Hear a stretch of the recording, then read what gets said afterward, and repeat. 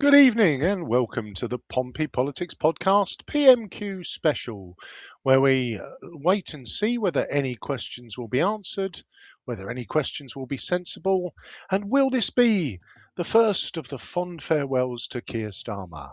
I'm Ian Tiny Morris. And I'm Simon Sansbury. Good evening, Ian. It's bloody hot. As we sit here, it's 35 degrees in the house, I think. I am basically melting. It is, you are lucky, those of you watching along. I've got a shirt on, and yes, we are struggling in the heat. Good job, there is no climate change thing going on. So today it's the first chance of for Kemi to wish Sir Keir warm-hearted hugs as after his resignation speech. So should we jump in and see what he has to say, Simon? Yeah, let's go for it.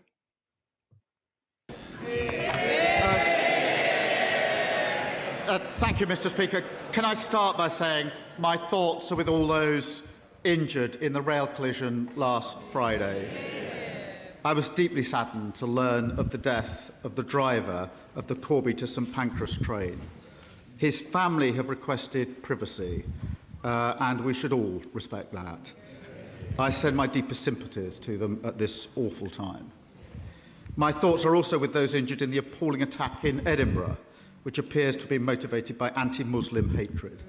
Mr. Speaker, let's be clear, in this country, an attack on one of us is an attack on all of us. We will not stand for it, and the perpetrator will face the full force of the law. Let me commend our emergency services who responded to both incidents with outstanding bravery and professionalism in very difficult circumstances. Mr. Speaker, one of the greatest privileges of leading this country is meeting our armed forces, celebrating their work and marking Armed Forces Week. And I want to thank them all for their dedication, their courage and sacrifice to protect our way of life. Mr. Speaker, this morning I had meetings with ministerial colleagues and others. I shall have further such meetings later today. Not today. Leader of the Opposition, Kemi Bell. Thank you, Mr. Speaker. And can I associate this side of the House with the Prime Minister's remarks on the horrific train crash, the attacks in Edinburgh, and, of course, Armed Forces Week? I want to start by congratulating the Prime Minister. He's the other party leader who won a by-election last week. Although I think I'm much happier with my new MP than he is with his. 2 weeks ago, Mr. Speaker, 2 weeks ago, the Prime Minister told the House that the government was funding defence and everything was under control. The very next day, the Defence Secretary resigned, saying the Prime Minister was unable and the Treasury unwilling to fund the defence of our country. What changed? Well, Mr. Speaker, she references the by-election. I'm very pleased with our new Member of Parliament. Can I also say to her, in Gorton and Denton, the Tories got 1.9% of the vote. Can I congratulate her, because in Makerfield, they got 2.2% of the vote. Just edging past Count Binface. She says they're winning everywhere. At that rate, it'll take them 500 years to get back into power. Mr. Speaker, meanwhile, back on these benches, we've delivered the biggest sustained boost to defence spending since the 1980s. That's £270 billion over this Parliament. That, Mr. Speaker, is a record. The Defence Investment Plan will take that even higher. That's about facing the future. We'll finalise the plan with the Defence Secretary and we'll have it published before the NATO summit. I thought I'd quickly dive out there for a second on the first one. What do you think? What are you thinking so far? Well, I thought that was lovely work from Kemi. It was deft, wasn't it? It was very deft on me. I'm happy with mine. The interesting piece for me on that is, I don't know when the date of that NATO summit is, but we know that this spending plan was due last autumn and feels like it's been punted downfield several times. That was quite a cast iron commitment. Perhaps that what's changed hasn't been answered, but the spirit of the question for me, I'm quite pleased with that. The 1.9 to 2.2, a bit of me me me me me me me. But yeah, I, I, and I guess was where we should pause to think. You know, I don't feel, maybe he is happy to see Andy Burnham because he doesn't look like he's been having much fun for the last few months, does he? Well, no. To be fair, he's. I guess he didn't have as many parties as previous occupants. Sorry, that was cheap. Should we get some more? Yeah, let's have a look. Mr. Speaker, I think the Prime Minister forgot to mention that in Aberdeen South we got 50%. And he says that he's funding defence. The truth is, he wouldn't be in this mess if his Chancellor had found money for the Defence Investment Plan. The Prime Minister gave her the second most important job in Britain. She was the first female Chancellor. She lives next door to him, but wouldn't even come out to stand by him during his resignation speech. She was too busy getting ready for a selfie with the new leader. Does the Prime Minister feel let down by his Chancellor? This is the Chancellor who ended austerity inflicted on our country for 14 long years. This is the Chancellor who got the economy growing, Mr. Speaker. She doesn't normally want to talk about the economy. That's because in the first quarter of this year, the UK had the fastest growing economy in the G7. Our growth was upgraded by the IMF and the OECD. Last week, unemployment was down. Inflation was better than better. That is because with this chance, we have the right economic plan and we can weather the global storms in the war that she wanted to jump into. Mr. Speaker, they're cheering so loudly. If it's all going so fine, why is he resigning? The fact is, she did let him down. She's the one who snatched the winter fuel payments. She's the one who announced a disastrous budget that killed economic growth. And because of her, once again, a Labour Prime Minister is leaving office with unemployment higher than when he came in. But the Chancellor isn't the only person who let him down. The Energy Secretary is putting up bills and killing jobs. He's not here, is he? He was a failed Labour leader, rejected by the electorate, brought back from the wilderness by this man, and when the going got tough, he jumped into bed with the Mayor of Manchester. It's not the first time he's betrayed someone close to him, is it? But does the Prime Minister think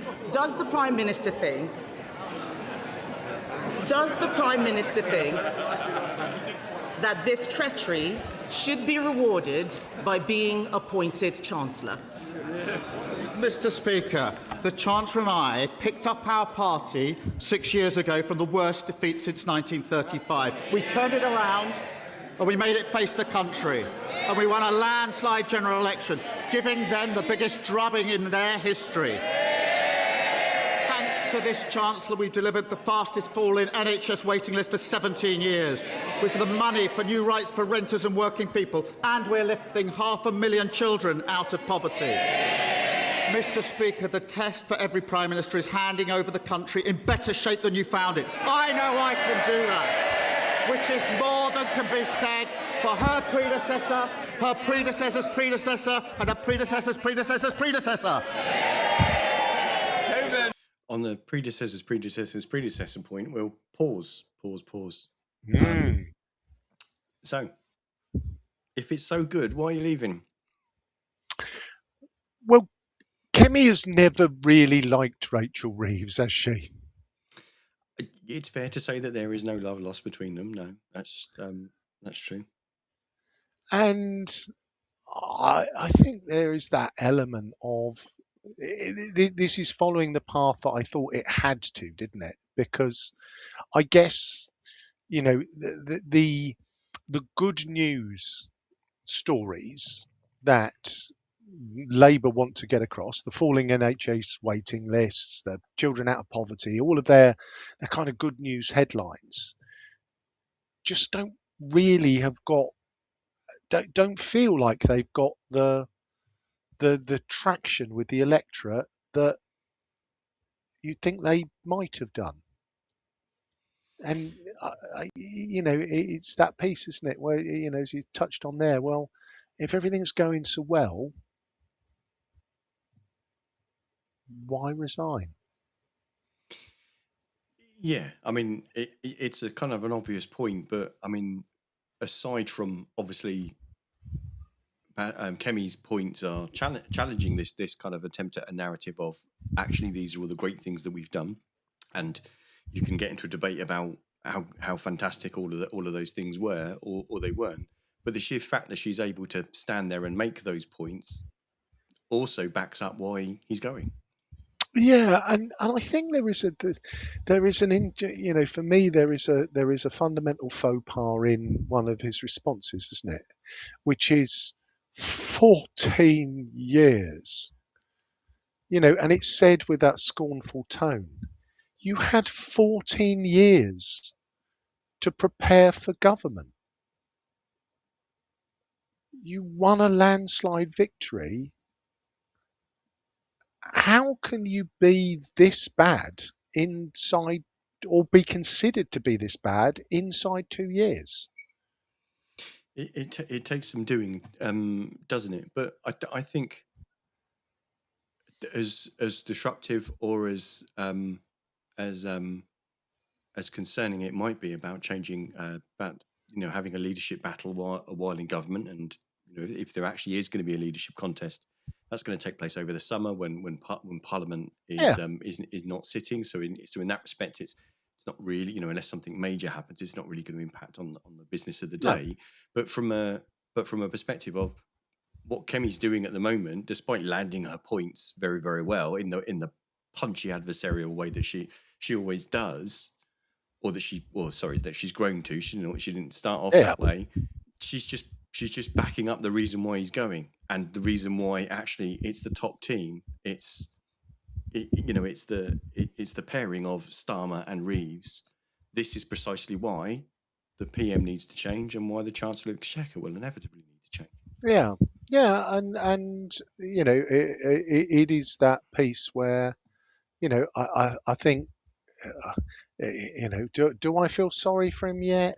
No, not quite. Let's play some more and see whether it gets worse for him before it gets better. Okay, let's play some more. Just before, but do remember to give us a like, a comment, or give us a subscribe or a follow wherever you're catching us.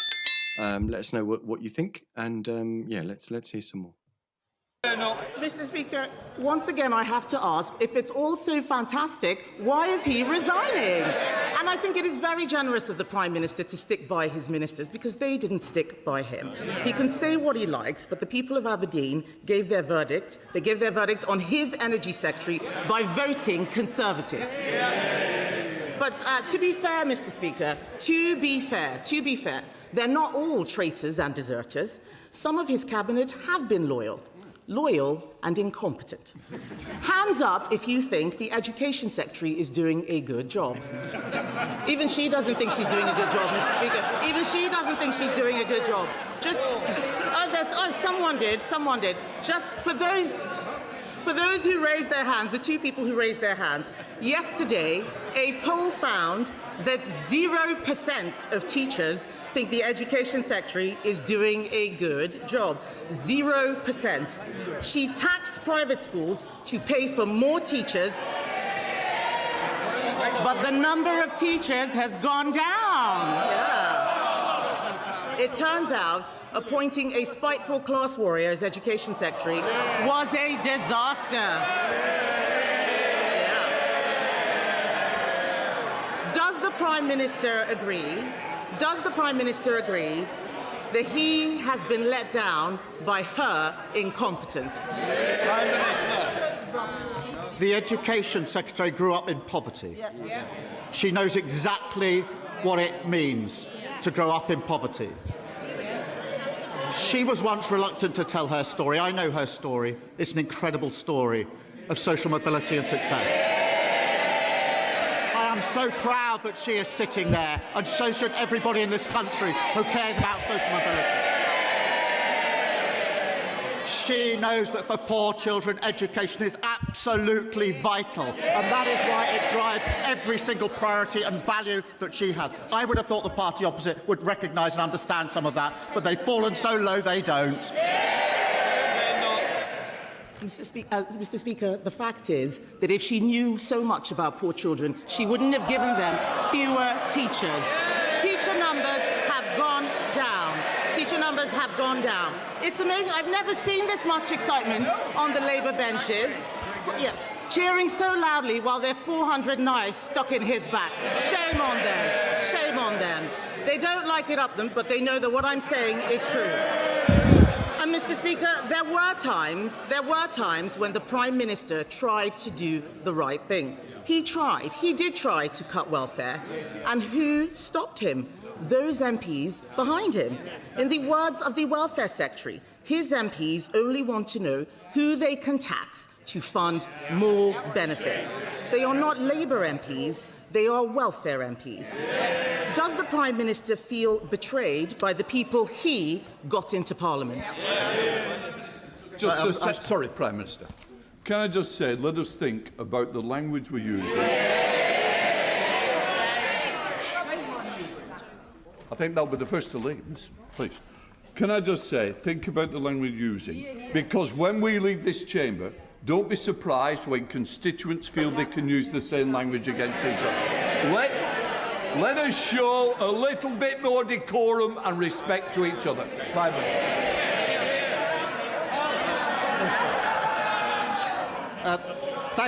Thank you, Mr. Speaker. I was trying to do all of this with as much good grace as I could, but I shall certainly miss these exchanges. I'm very proud of every one of our MPs who, with a landslide Labour victory, coming from all different backgrounds, from all different places across the country. We inflicted the biggest loss on the Tory party opposite in the history of their party.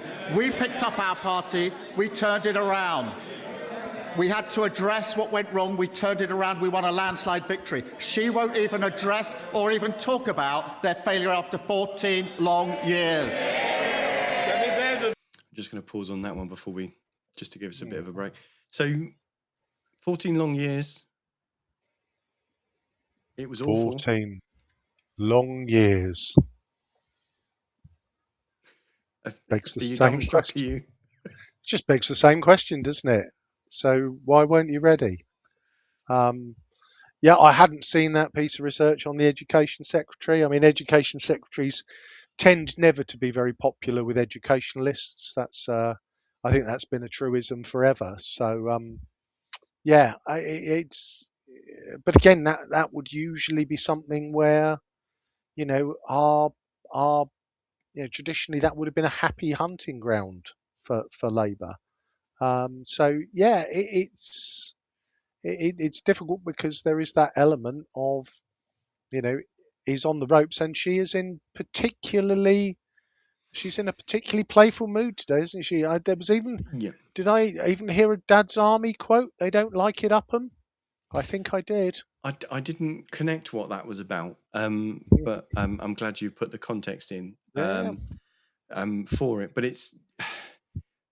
Yeah, I mean, at the end of the day, were we really expecting sensible or thought out or well-constructed answers that even combat the premise of the point that the leader of the opposition is trying to make? I mean, at the end of the day, if the number of teachers hasn't gone down, why aren't you saying that they haven't gone down and actually how much they've gone up by?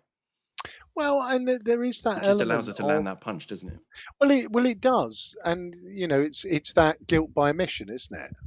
The whole thing around taxing public school fees was dressed up very much as not ideological, not a class war. It was about, it was another one of those kind of taxation arguments that basically said if you can afford to pay for your child to go to a private school, you can afford to pay the VAT, and we will then, effectively put all that money in a bucket and buy more teachers for those children who can't afford to go to private school. Yeah, but if your argument is we are recruiting them and they're being trained, or they're not on stream yet, then do you know what I mean? But this is this is the fundamental, isn't it, Simon? If you're not fighting back with that, then for me that's guilt by omission, isn't it? Yeah. You know, you haven't done what you said you were going to do. But I think quite often that's the problem with these exchanges is Kemi will make quite a feisty point and sometimes quite pointed and quite personal in some of the dismissive way she plays with people. But then the ground to kind of stand on would be this is the sensible answer. This is why what you're suggesting wouldn't work. And instead of doing that, what we've had over the last 2 years has instead been, but we're not as bad as you are, and you left it in an awful state, and 14 years, etc., etc., etc., etc. And you know, it's just a shame. The whole point is Prime Minister's questions. Should we? I'm just conscious of the time. Should we kind of rock on? Mr. Speaker, he is the one who is resigning because of his MPs. There's no point trying to distract from it. And let's be honest, Mr. Speaker, the Prime Minister has made many mistakes, otherwise he wouldn't be going. But he has also been let down. I'm only saying what his staff have been briefing. He has been let down by an energy secretary who is killing industry, let down by a chancellor who is killing jobs, let down by backbenchers who don't understand that government is about tough choices. He U-turned again and again and again to appease them, and now they've abandoned him. And what for? A pair of eyelashes and a black T-shirt.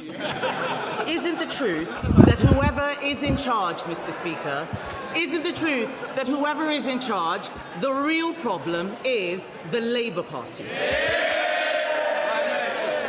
Mr. Speaker, 2 years ago, I walked into Number 10 and found a broken economy, broken public services and broken trust in politics. Because of our decisions, my decision, the country is moving in the right direction, a stronger and a fairer Britain, ending austerity, investing in our public services, the fastest fall in NHS waiting lists for 17 years, more rights for workers, more rights for renters, standing with Ukraine, Britain's reputation restored and 500,000 children being lifted out of poverty. Change promised by a Labour government, fought for by a Labour government, change delivered by a Labour government.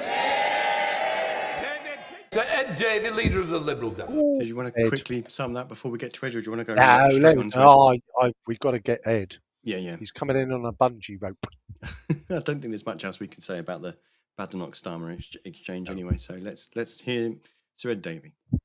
Thank you, Mr. Speaker. Can I associate myself and my party with the Prime Minister's remarks about the horrifying train crash in Bedford and the appalling attacks near a mosque in Edinburgh? Our thoughts and prayers are with the victims and their families. And can I mention, Mr. Speaker, today's review of Nottingham's maternity services, which is truly shocking. I hope the government will rise to this moment and implement Donna Ockenden recommendations in full without delay. Mr. Speaker, can I also recognise how difficult it was for the Prime Minister to make the statement he did on Monday? It's an important reminder as we debate issues robustly in this House that we are all human, and it's something that everyone should remember.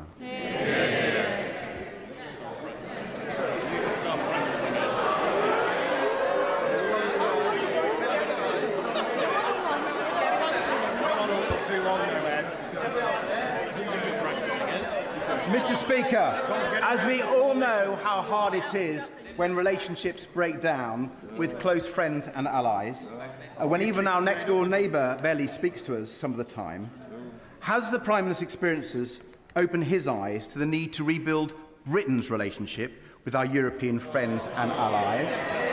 Will he advise the right honourable gentleman, the member for Makerfield, to put his EU red lines in the past and adopt our plan for a new growth and defence partnership? Mr. Speaker, I'm very proud of the fact that we've reset our relationship with the EU and we're bringing it closer together. That is in the best interests of our country, and I know he understands that. And I know that, like me, he's been reflecting on his own career.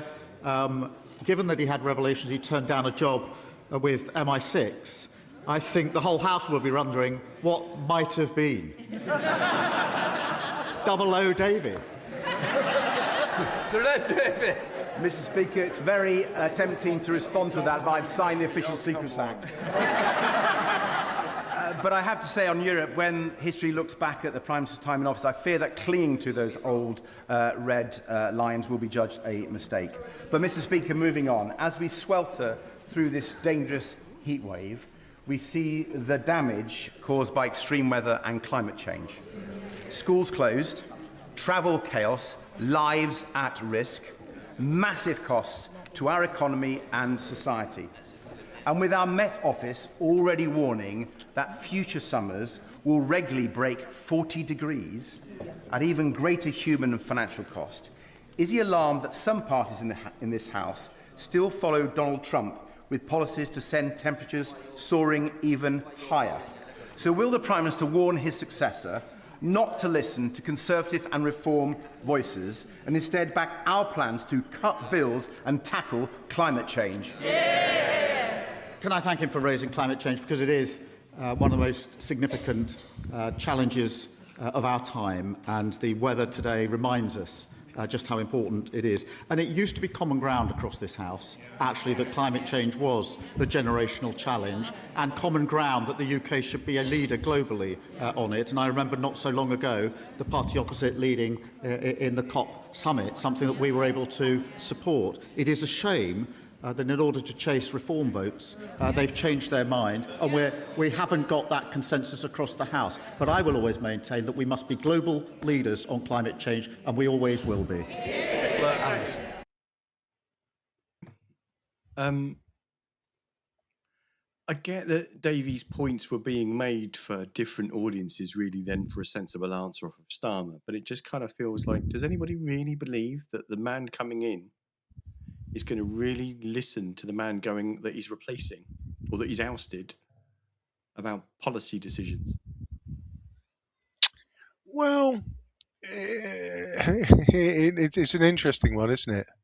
Because Makerfield was a red hot Leave constituency. Yeah. So I think for the second week running, the please beg the EU to take us back. And I'm paraphrasing. It was Daisy last week. It was Ed this week.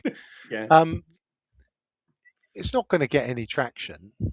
So I'm, it's one of those kind of slightly pointless questions, of which we get many.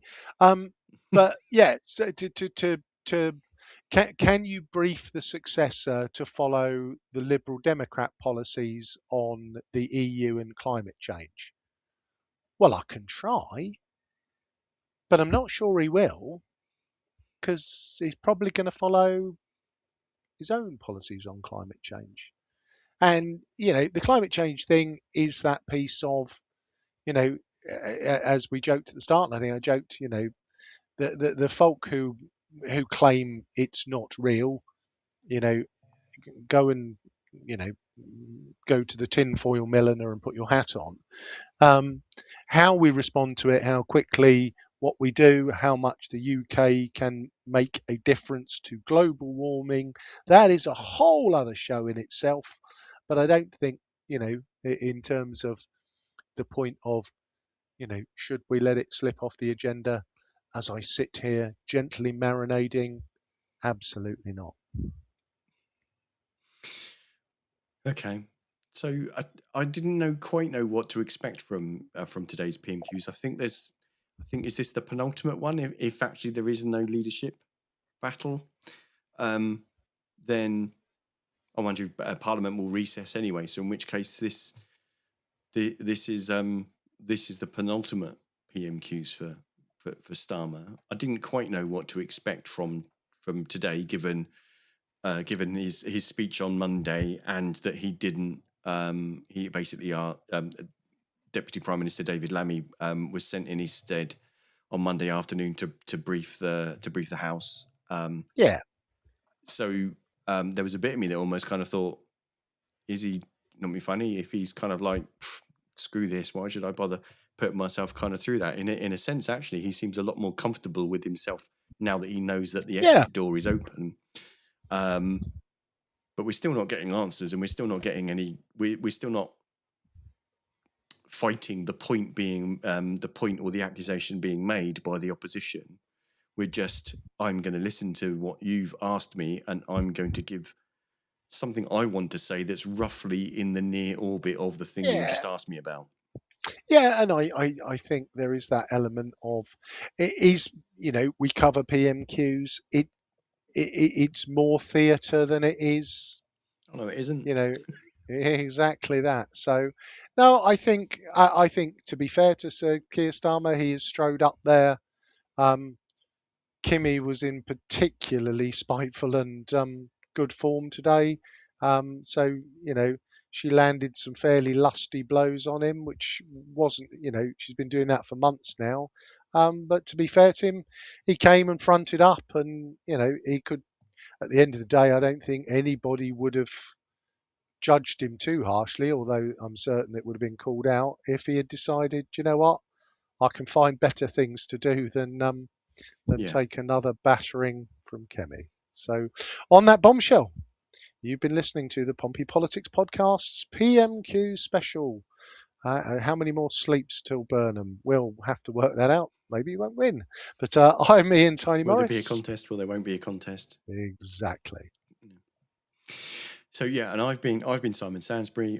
Thank you very much for watching and for your comments. Don't forget to give us a subscribe, like, or follow, and leave us some comments. We'd love to hear what you've got to say. We'll see you on the next episode. So we won't be streaming live on our normal time slot of Sunday this weekend, but we'll put something in, and we'll make some announcements about that. But if you would like to enter into a conversation with us and talk about either about the government's proposed legislation about banning social media on for under 16s, or indeed to talk about the other big event this week, which kind of seems to have gone without much comment from anybody else. Of course, it was the 10th anniversary of the Brexit vote. So if you'd like to talk about that, then please send us a message or a voice note. You can send us a voicemail from our website, pppodcast.uk, or you can send us an email, studio@pppodcast.uk. But otherwise, thanks very much. Try and stay safe and out of the heat. We will see you next time. Thank you very much.